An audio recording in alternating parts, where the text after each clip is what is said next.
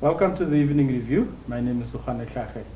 Joining us in studio today is the Commissioner of the NamRa Revenue Agency, Mr. Sam Shivute. But before we go into that interview, please have a look at today's newspaper.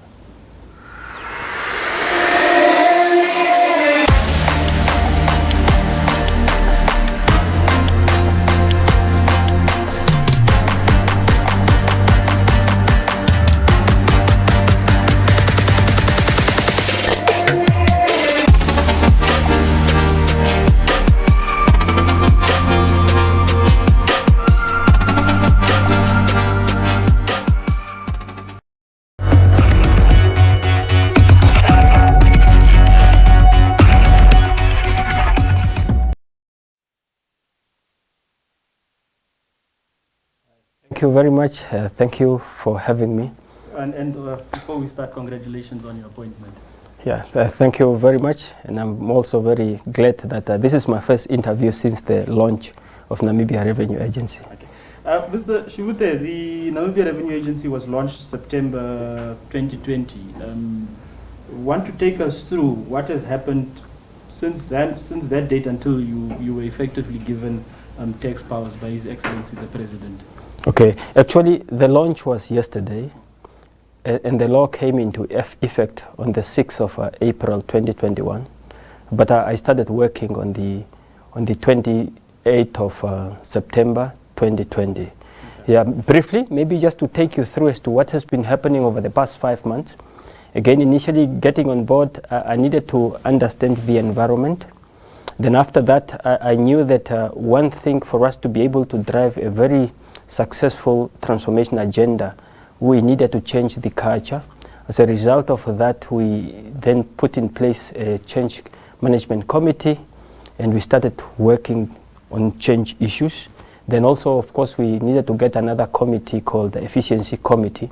The purpose of the Efficiency Committee was really for us to have a better understanding of all the inefficiency within our processes, within our system, the way we do business, and we have documented that throughout all the Office of Customs and Excise and also the IRD, Inland Revenue Department. And the recommendations are made as to what needs to be done. And we also needed to understand as well what are the current challenges that are being posed by the two key systems that we have. That is the ASCUDA system, your customs system, and also the ITAS, Integrated Tax Administration System. So then, of course, we needed to prepare the staff of Inland Revenue and Customs as well for the change, this massive change that we are embarking upon. So, as you may have heard, Cabinet have given a directive that the former staff member of Inland Revenue Department and Directorate of Customs and Excise would have to be seconded. So there was a need to prepare the staff member and to explain everything and also to make people understand that look, they have to be prepared for that, and what is it that they will be expecting when they eventually move on to NamRa. But I'm very happy to say that I think the change process was managed very well. It's a continuous process. It did not end yesterday, but the transition was very smooth. And even now I just came from the meeting with all the regional managers so that they just understand our strategic objective and what is going to be, are we going to be preoccupied over the next 3 months, because we'll have a performance review already by the end of June 2021. Okay. Those 3 months would equate into roughly 90 days. And usually when corporations are started, entities are started, the presidency starts, there's what is referred to as the first 100 days vote, which you made mention of when you became the commissioner, when you were announced as commissioner September last year. Mm-hmm. What are the most urgent priorities now that NamRa has been launched that you would be looking at, or and as you are going now to be marketing the agency? Okay, just before I get there, apart from those two functions or those two activities that we have carried out a lot of issues, and I will come to respond to your question. One of the a very strategic assignment that we also needed to do, and we did this with the assistance of GIZ. We needed also to do what other people call business process engineering, but ours we call it business processes improvement and documentation. What does that mean? We then went through all our offices and we look at the processes. You will find at other division or section, maybe there are no documented processes, or where there is documented processes, maybe those processes would need then to be re-engineered so that one can bring in efficiency. So we went through a process of then documenting all those processes, the current processes and the to-be processes as well. So now with those processes as well, the change champions, they will need to have a better understanding of those processes so that all the other officials across the country can have a better understanding of the new processes so that they can be applied uniformly across all our offices and border posts as well. So that was one. Then we also needed to have policies as well, because you can't get it to a new institution without having your human resources policy, your financial policies, your IT policies. So we needed also to work with those policies and ensure that those policies are developed.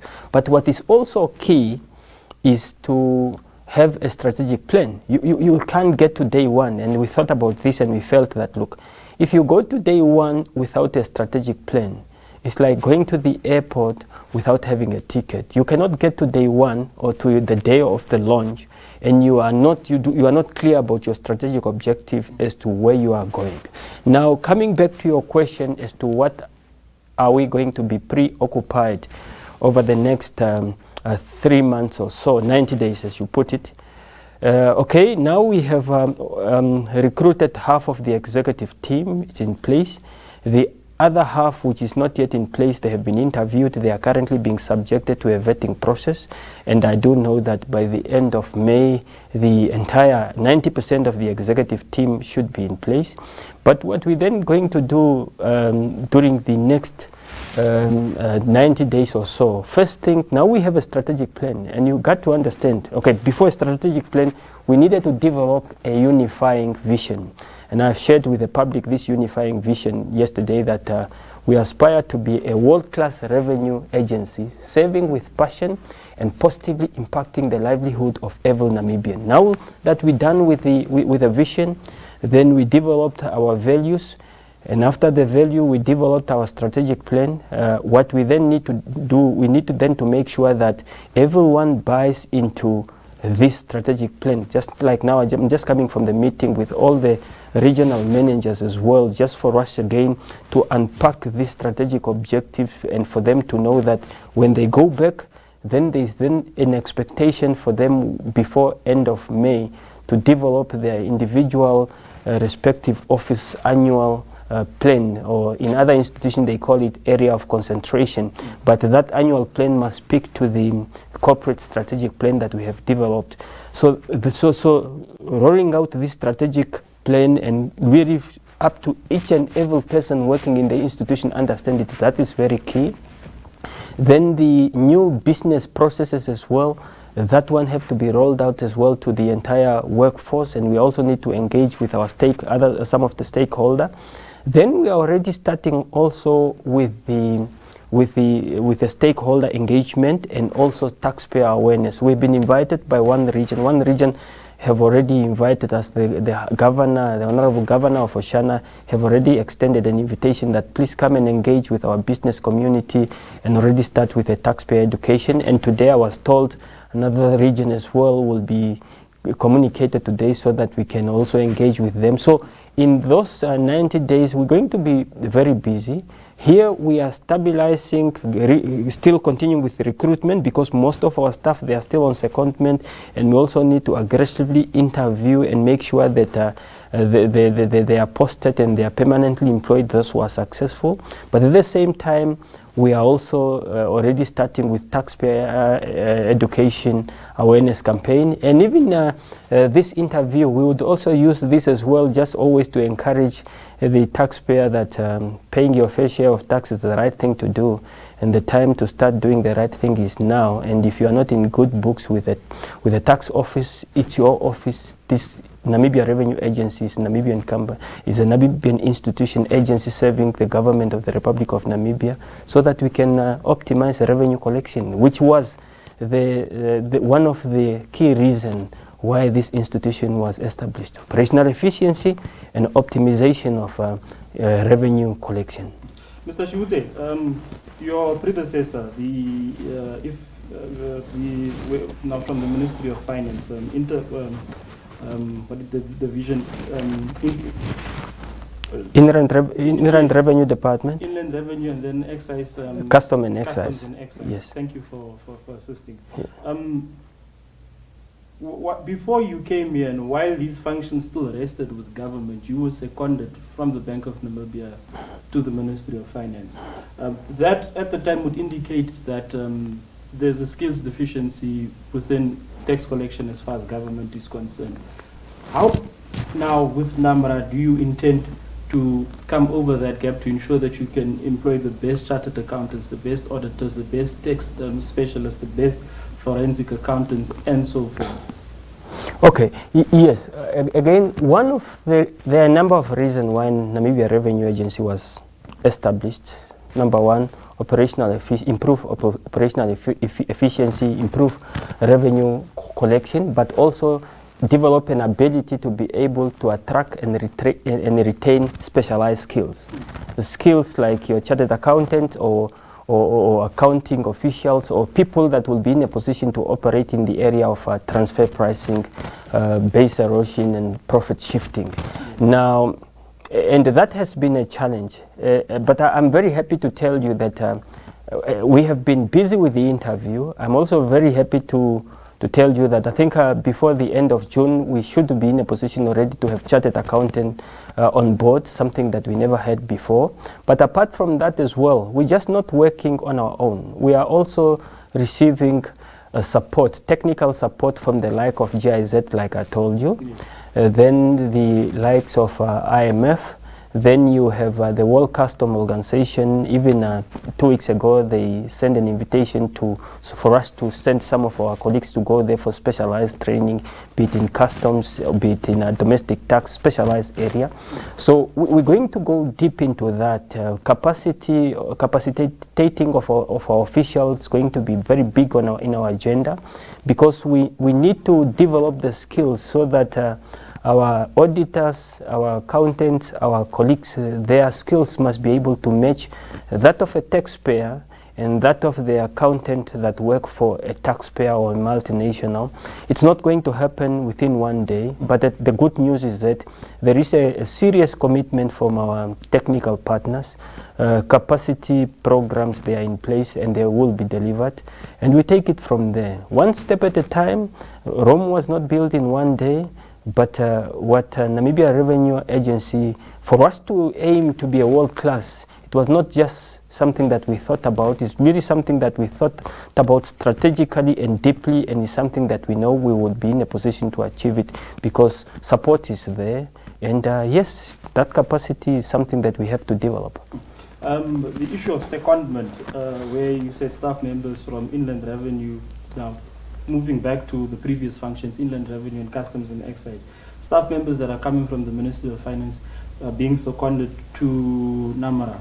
And secondment would imply a limited time period that they will be with the agency.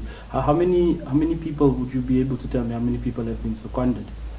Okay, from what I've seen, those who have consented, I think it's, to be exact, it's 1,240.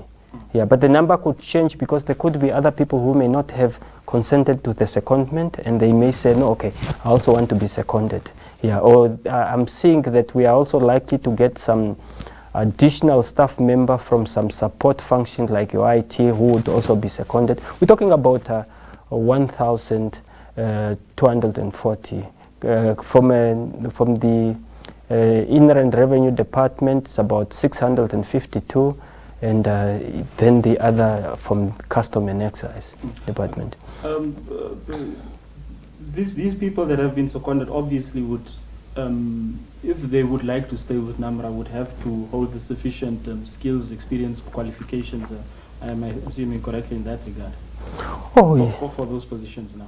Oh yeah, definitely. And there's one thing I want to point out here.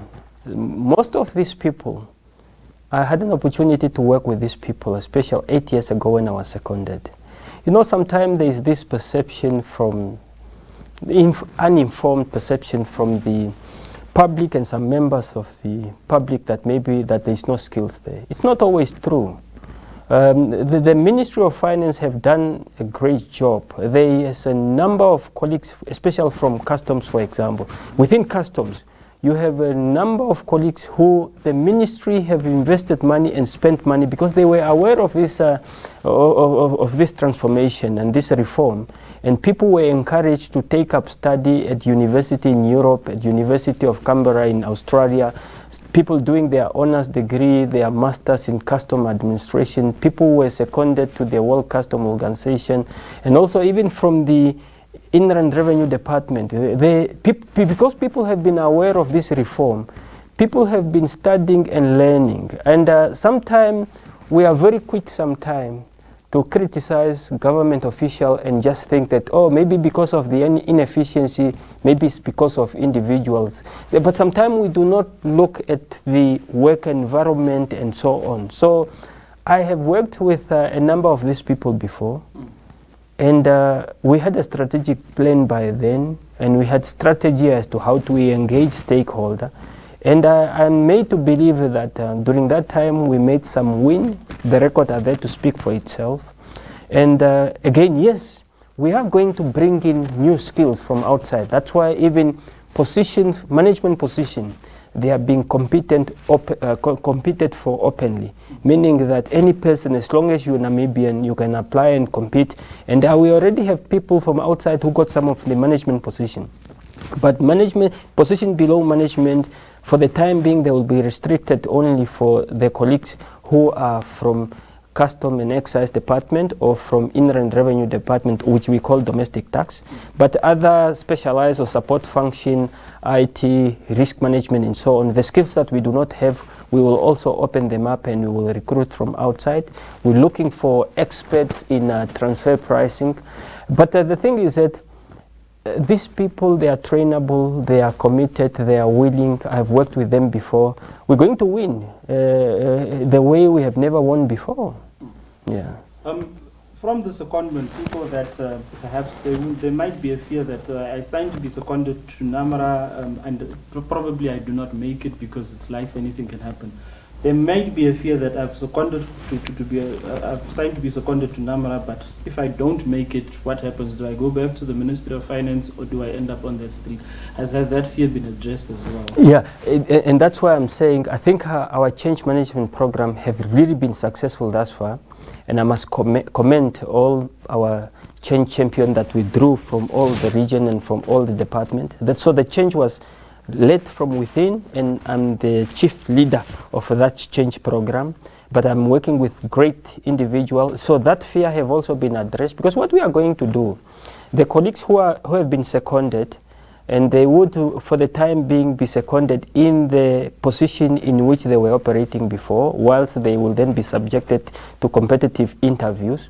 Those who do not make it, we also have a program called Performance Improvement Program. And even today, when I met with the management, I'm saying that those of you whom I have interviewed, because I have a better understanding of the skills that we have, the shortcoming and so on. When you don't make it, of course, the recruitment consultant will give you the letter whether you are unsuccessful and so on. But I'm also allocating specific time to give feedback to this colleague, to coach this colleague. And mind you, remember that I'm an accredited transformational coach. And in Namibia, how many accredited or certified transformational coach you have? And as a result of that skills, I'm bringing it as well there, and it must be put to good test. So I do know that sometimes if people are willing to change, if people are willing to transform, if people are willing to become better and to develop and to be a better version of themselves, and of course working with not only myself, you have seen that I'm also bringing in other experts from outside. 3-4 weeks ago, we have Master Victor, one of the experts in custom experience. 2 days ago, we have Ms. Rosaria Martin Hausiku. She's one of the change management experts in Namibia, not only practical, but also from an academic perspective. And we will continue bringing those people, and myself, I'm also there. And even within the institution, there are some people who are super, super good. So we're doing that, and with the purpose, really, those who are willing and ready for change, we do appreciate that organizations do not change. What changes the people, and the transformation models are there. The good thing is that you don't just have one.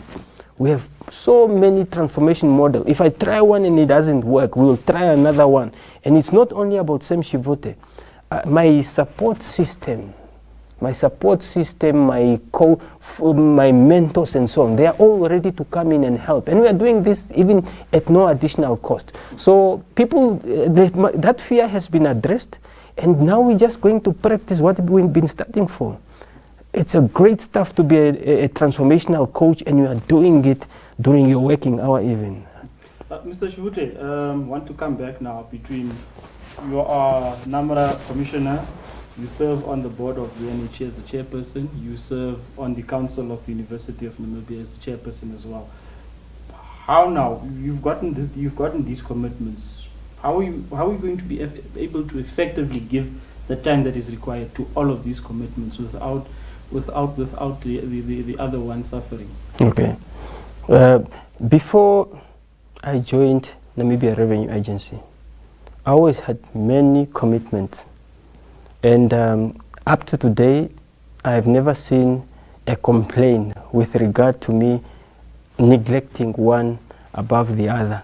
Remember, I'm coming from, I used to be the banker to the government of the Republic of Namibia. I was responsible for making sure, for currency management and making sure there is sufficient stock of currency in the entire country. And I was still having those responsibility that you just cited, including others that you did not cite, including the brand, the Sam Shivute brand, the Be Unlimited brand, and so on. So one thing that I also teach on is time management. I'm the master of time management. With regard to my other different function, I will be able to communicate that to the public when I have engaged, and also I have engaged with my appointing authority. So for the time being, I wouldn't want to comment on NAG, University of Namibia, because again, as I say, you're speaking to a time master of time management. And I've developed a program to help people to become masters of time management. I wake up at 4 o'clock. I wake up at 4 o'clock, and NamRa only need me 8 hours per day. I have more hours than an average individual human being. One thing that has probably not formed much of the discussion as far as taxes are concerned in Namibia is the issue of lifestyle audits. Yeah. How much of a focus are you going to place on that? Lifestyle audits now of individuals, where person A is driving certain type of car, we might suspect that this person is avoiding or evading taxes, but there's nothing that we can do because the system, the processes are just not there. Okay, when we talk about lifestyle tax audit, and I must give credit to the former Commissioner of Inland Revenue Department and also the colleagues. You see, in a taxation space, we are guided by the principle of confidentiality. But I have to tell you the truth. Lifestyle tax audit or audit in Namibia, it has been happening. And it has been happening, and it's happening, and it's not only going to start with NamRa. The only thing is that what even Inland Revenue Department have been doing, if they get Ohone and they start working on you, it's only you and them who will know. So it has been happening, as I'm telling you, and I'm aware of this. It did not start even yesterday or a day before yesterday, because remember in Namibia, with the introduction of FIC, and FIC, every time when they pick up that, okay, in your account, these are the movement and so on, or suspicious, or a commercial bank, and then they report. Then the FIC will then report to the tax office. They've been reporting to the IRD, and I'm aware that lifestyle tax audit have been happening. Maybe it may not just been happening the way, and sometimes you may not hear this news. The only thing is that with Namibia Revenue Agency, it's not going to be business as usual. Maybe with the question that we may ask, the way it was done before, was that enough? But I can confirm today that it used to be done, and there are people that they know themselves, and I know them because we have access to the information, and they, because the thing with the taxman, with the tax office, when they get hold of you and they start working with you and they do their audit, they don't publicize to the media or to the public that we are working on the case of Masokhone. It does not happen in taxation. It's the principle of confidentiality is big time there, unless maybe this case, for whatever reason, or this specific individual is disputing and the matter maybe end up in court and it become a public document. But it has been happening, and I've seen people paying I've seen people having paid millions in that. But maybe as we move forward, building this world-class revenue agency, and the question that we need to ask and say, okay, this is the list of people who have been subjected to the tax audit, and lifestyle audit, or tax, we call it tax audit. Is there others who are missing from this list? And if they are missing, why? But of course, you're right with me. I mean, it doesn't make sense. You're driving this expensive car, and because the good thing with our system, we can see how much do you declare, and are you registered? How much do you declare? How much do you pay? And does it correspond with the life that you are living, and so on?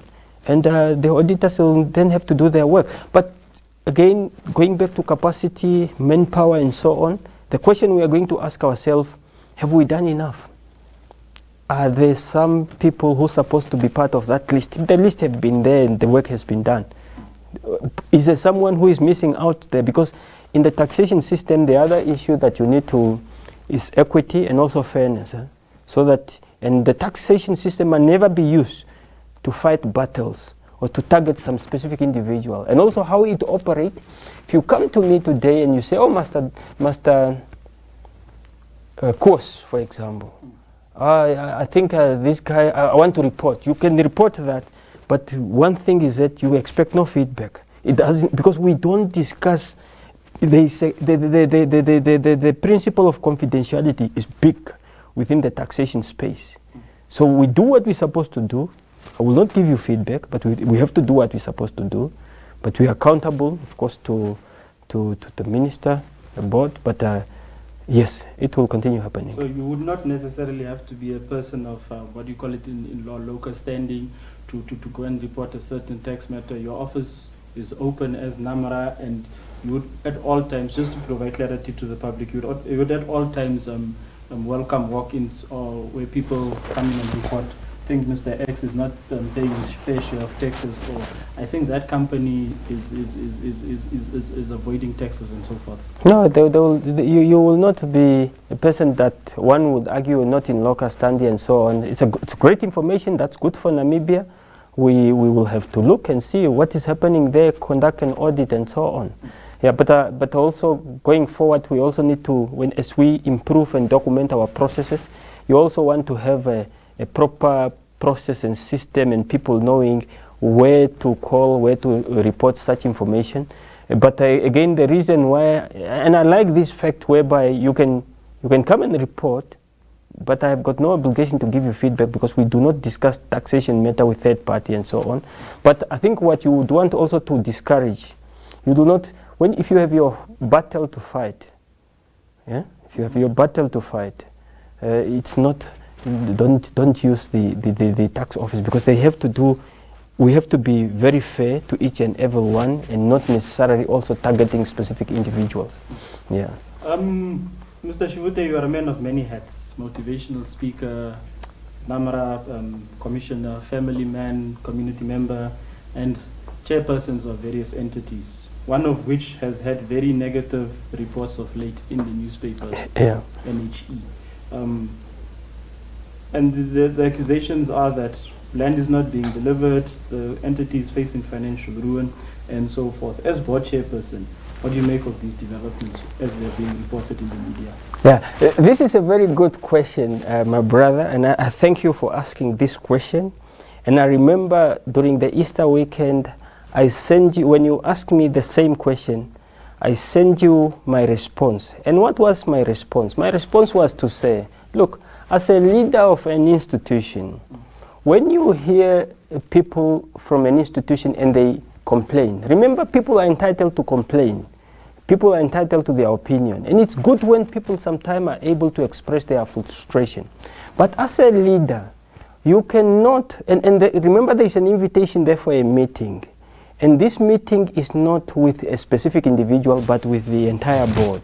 And as a result of that, my response to you was, let's get the board member with their colleagues. Remember, all those individuals are professionals working for different institutions and so on. You agree on a date, which I believe it should be during the course of next week. You meet, you look at the complaint or the concern, you meet with a colleague, you even determine the authenticity and say, oh, comrades, this letter that was written and sent on the 1st of April, is it April Fool or is it authentic? And if it's confirmed, no, it's not April Fool, it's authentic, then you listen. You listen, you discuss and so on, you determine whether there's a lyric problem and so on. After you have spoken to them as well, depending on the content of what is in there, there may even be a need sometime to engage the other staff as well, and you take it from there. I'm a very engaging leader because even 2 months ago, a month ago, I had a meeting with the entire staff of Energy just to tell them about the future of the institution and so on.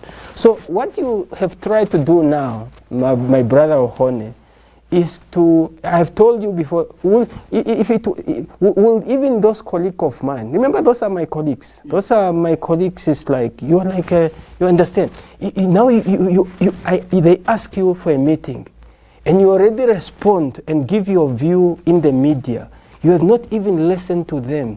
It will be very disrespectful to the colleague who have authored that letter. I teach leadership. And anyone who will go through my transformational leadership class, I will never advise them to respond to a letter without engaging and really understood the issue, without putting the matter into context. So you caught me off guard, you ambushed me with that question, but I forgive you for this because you are my brother. But again, I have already given you that answer during the weekend. I'm meeting with the colleagues before end of next week together with the board. And after that, there's going to be a media statement. But that had nothing to do with many hats that I carry. I told you, I'm a potentiality, and please Google up on that concept. Yeah, I live in a different world. Okay. Mr. Shivute, in closing, any tax advice to members of the public for, as NamRa Commissioner? Okay. I think in conclusion, again, I just want to really inform the Namibian people to say that the Namibian Revenue Agency is in operation as of yesterday. We are committed to build a world-class revenue agency serving with passion to positively impact the livelihood of every Namibian. This is their institution, and the purpose of this institution really is to assess and collect taxes and duties so that the government should be in a position to fund the national developmental programs. So I would want to encourage the Namibian that, look, when we pay our fair share of tax, we are contributing to the medicines in the hospital, to the textbook at the school, to the remuneration of the civil servant, because if we do not pay them, they will not be able to provide us the basic service that they are getting. So we are doing this for our country. When we mean about building your own country, the process of paying tax is really a direct contribution of building your country. So they must understand that this institution, this office is theirs. They must free to come to the office. If you are not in good standing with the office, try to make arrangement. We are ready to serve with passion and to give nothing but the best service that we can give. And again, just to say that they must also remember that the Minister of Finance have announced this tax relief program, where we are saying there have been many people who are having tax debt. And the tax debt, it have a capital amount, interest and penalties. Now, for the first time, I have never read about this before over the past 31 years. Under the administration of President Hage Geingob, for the first time, now people are given an opportunity. All you need to do, you just register on the ITAS, on the e-filing. Once you register there and you pay off your capital, this interest and penalty, of those who will be paying up to end of April, 95% of that is written off. And those who will miss the deadline of end of April, 75% will be written off. I have never heard about that. I've been in a taxation space and following for some years, and I do not know whether such opportunity for your for your interest and penalty to be written off, I don't know after how many years will it come. So don't miss this opportunity, so that you register, you pay off, and then your interest and penalty are written off. So NamRa is here to serve with passion. I'm very grateful that you have given me this opportunity to be in your studio, and I hope we will engage. We will continue to be very open, but we really want just to serve the Namibian people with passion, and we are committed to make a difference. It's not going to be business as usual, but we want to be more focused on service delivery. We are not enemies of businesses, because we want to see many businesses opening in Namibia, but we want to work together so that they can just ensure that we help them for them to fulfill their obligations, okay? Then, but also they must pay their fair share of taxes. And those who have been in the business of under declaring, or when they import and they are not declaring the true value of their importation, the misclassification of goods and so on, those leakages and the loopholes, be it in the transfer pricing space and so on, we are aware of that and we are closing that. So let's do the right thing, let's contribute our fair share of tax, and let's help our country to grow. Thank you very much, Mr. Shivute. Thank you very much, my brother Ohone, and I look forward to see you again. Thank you for tuning in. Please do stay tuned for the weather. Good night.